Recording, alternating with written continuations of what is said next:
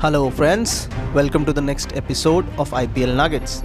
Let's dive into the KKR vs MI game. Mavi starts well.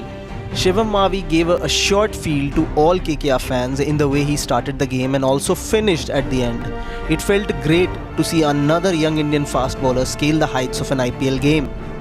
Rohit continues his love affair. The hitman came to the party and played a match-defining innings for MI. His love affair with KKR continued even as KKR moved away from his favourite ground, that is Eden Gardens.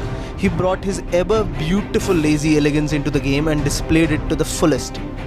KKR's rust shows. All KKR quicks took a lot of time to learn that bowling short and bowling bouncers are entirely different things, as shown by Pattinson and Bumrah in the second innings.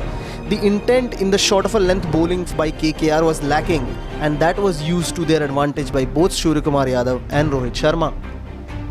Both middle orders flattered to deceive.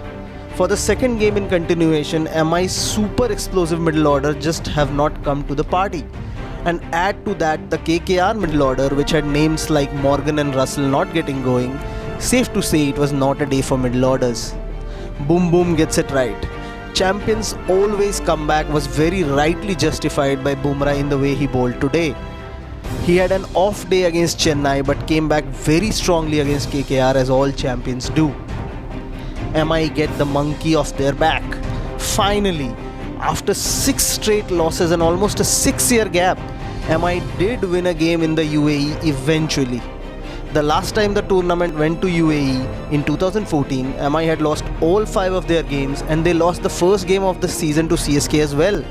A clash with their ultimate bunnies KKR could not have come at a better time, which they won very convincingly. That's all, folks. We'll be back after the RCB vs KXIP clash.